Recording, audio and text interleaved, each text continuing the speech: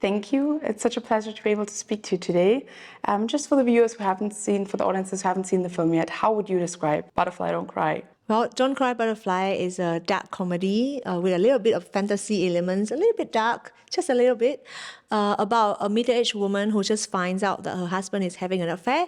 But without confronting him, she runs straight to a voodoo master with the hope to cast a spell to make him fall in love back with her. And eventually it manifests into a bizarre creature in the house that she will eventually have to confront. And it's your debut feature. Congratulations that your first feature is already here in Venice. What was it about this story that you said, this is the story I have to tell for my first film? I think about 4 or 5 short films about middle-aged women right now, and I have this personal deep connections with them, especially after one film to another. I learned more about them and their mental states and, their struggles, or how they are very passive-aggressive sometimes, but they still are full of desire for happiness and love and connection, just like any other 20-year-old ladies. So I felt that this is a story I really must tell, because it's not only has to do with that generation, but it's also through the daughter character, I want to show how the women of different generation, they are still having to deal with generational traumas, having to deal with society expectation of how they should behave as a woman or as a mom or as a child in a family unit. Especially when we are from a patriarchal country like Vietnam, there are a lot of social pressure that a woman has to live with. And because of this, I feel that we women, or also the men, I feel that we as human, we are so disconnected with our emotions, and we don't know how to deal with our emotions and the tragedy at hand. That's why, the lead character in the film, she has to go to voodoo, or she has to consult her friends and do every other things to try to solve her problem without actually talking to the person that caused the problem and try to solve it with him. And I think that is very common. In a lot of families nowadays, it's this silent disconnection. It's just, if only you just talk to each other, or if only you just try to solve the problem together, but instead each one will go on their way, trying to solve the problem in their own way, thinking that they are better than the other, thinking that they have the solution at hand. Like the daughter who thinks that she is gonna, live her life the way she wants abroad, and away from the mother, away from the father, and she'll be doing better than the mother, but not knowing that she's also very naive, and she's also doing the same thing as what the mother is doing, which is escapism. So you mentioned you dealt with similar topics in your short films. Would you say this film kind of evolved from those short films? Yes, so I've made some short films before about middle-aged women, quite different topics, but I guess there's a common theme about how the women, they are trying to avoid having to deal with the source of the problem, having to face their emotions, and while holding back all this desire, all these thoughts, and all this sadness inside them, all this anger inside them. And in a way, that's how women of that generation were expected to behave. They were supposed to hold their emotion in. They are supposed to put their family before themselves. They are supposed to support their husband and their children. Don't think too much about their emotions. And therefore, each of the women in my short films go through the same thing. But for me, a short is like, it only follows such a short period of time in their life. It's just 1 or 2 days. But for a feature, I'm able to expand that idea. And also I'm able to include the daughter character, which is a woman from another generation, so that I can show more clearly the generational trauma and also the vicious cycle of the societal expectations that these women have to go through. Absolutely. I love the generational aspect you point out, especially because it's not confined to just a specific situation, but even when she philosophizes about the different terms for genitalia, it's like, why must it be so important? Like, it speaks to a much greater truth. Is that something that concerns you personally as well? Okay, so the younger protagonist, the daughter Ha, I guess it's like a younger version of me. I guess, all us ladies in our 20s, a rebellious phase, especially if you grow up in like a troubled family, then you crave for that kind of freedom, and you crave for that kind of, a solution to solve the problem, but also there's this heaviness in your heart because, obviously as a child, when you see your parents are unhappy, in a way or another, even though they don't say it, you feel that you are the one to blame, and it affects you a lot, and it affects the way you view yourself as a person. I guess that is why, the younger protagonist in the film, she's also looking for an escape in external things, like travel abroad, getting adopted, and then you inherit a good fortunes and travel around and getting recognition as a ballet dancer, which are all external factors.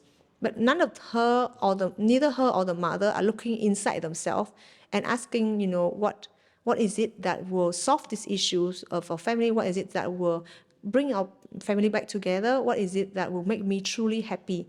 And I feel that is a question that I posed for the audience when they watch the two women in the films. I'm not as familiar with the Vietnamese culture of these, would you call them fortune tellers that your character visits? Is this really a thing that people go to plastic surgery to increase the fortune of their looks? So regarding the feng shui aspect in the film, it's very funny because, recently I went on TikTok and then I just, was doom scrolling one day and I, chanced upon this video about like feng shui eyebrow. So it's actually just eyebrow tattoo, but they, publicize it as a feng shui eyebrow so that if you follow a certain feng shui shape, it will increase your luck because in Vietnamese culture we also have this not horoscope but like there's a book and then it just show you, okay, if you have this feature in your face, if your eyebrow is a bit like slanted up or slanted down, you will have this kind of fate, or if your eyes is this certain shape, you will be a good wife. If you have this kind of if you have a mole in the between of your boobs, you will have a luxurious lifestyle and something like that. And we do have a book like that. I believe in China they have that too. And so modern day publicity, they just incorporate that feng shui element, the cosmetic surgery or procedure or the tattoo like moles or eyebrow or like eyelashes, everything become like feng shui. And I find that very hilarious because people actually believe that, by changing the shape of your eyebrow, you're going to change your fate. And yeah, sure, it can help changing your fate, but like if you are not dealing with your problem at hand, how is it going to change your fate? Like it's like you go to a temple and pray, can you give me good grades? And you don't study. I mean, how is it going to help you pass the exam, right? But that's a lot of like, I find it hilarious when I observe all this like mentality in the society. I feel like it adds a step to the Western way of, we have women who find out the husband is cheating and then they think if they make themselves look younger, that it will stop the husband. But I feel like this adds a step in between, like it's the fortune that's responsible for the husband cheating. It makes it a little bit more complicated, no? Yeah, it's always a bit, it's all like, I think it comes back to my idea about like how we are not looking within ourselves and asking ourselves what makes us happy. And like you said, when a woman finds out the husband is cheating and she tries to make herself younger to win him back, for me, I would be asking, is it worth it? Is he making me happy? Why am I having to change my appearance just to win somebody's heart when I can just be myself and somebody will love me for who I am? But why must I change myself to cater to somebody's needs? And at the same time, no, that might not work either because, it just shows that you are trying to fight for something outside of you and thinking that it's going to bring you happiness without looking inside yourself and asking yourself, will this make me happy? Will staying with someone whose heart is already gone to another woman make me happy? And I feel it's always so difficult to find the right way to portray a family on screen because you have to find, maybe a bit of similarity so it's believable that these could be one family. But you do it so well. You find these very, very distinct characters that still kind of feel like they could have, grown up under the same roof. How did you go about to find your cast? My lead actress, she acted for me in my short film Sweet Salty. It was premiered in Busan in 2018. So I had a very good working relationship with her, and she has this very special, very positive energy all the time. She always brings a lot of joy when I talk to her.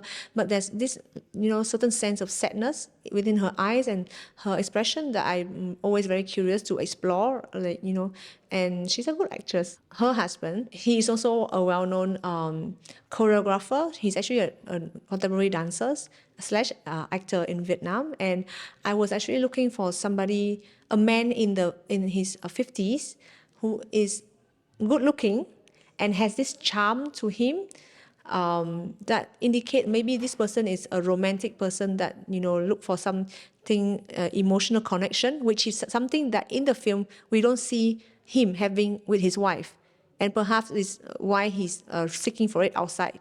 But yeah, I was looking for somebody like that, and then he appeared, so I was very happy. And the two young actors, I found them through open casting, and the younger protagonist, the daughter, she's actually a non-actress. This is her first film ever. It's not even a short film. She is the first time she tried acting ever. And the moment she walked into the audition room, and the moment I saw her moving her body, I was sold. And she stuck with me like throughout the entire audition period, and I just couldn't see anyone else but her. And similarly for the younger actor, the Fong, the boy, her friend, he's very dedicated with his role. And I was just sold, by the way that he is so in love with acting and with his character. I'm very curious because you blend, it could have been a straightforward family drama, but you decide to make it a little bit more, a bit more special. Like, what were your influences? Because it's also quite brave to be so bold with genre in your debut feature. Yes, I get a lot of questions about the genre element in the film, especially during the development period. But I decided, why not? I mean, why must we stick to one genre? It's the same as I had a lot of questions about the ending where people ask me like, oh, why is the ending like that? Why can't you have a brighter ending? But yeah, so I had a lot of questions about the genre elements. But for me, it's not about being a horror or being a drama. I just felt that is what the film needs. I really want to show the audience symbolic idea of how a problem is being ignored, or or how the character is trying to run away from facing the problem, so that something as ignorant as a leaking spot in the ceiling, just like the problem that she's trying to avoid facing, it will keep manifesting, it will keep escalating until it becomes like a full-on creature that she has to confront in the end.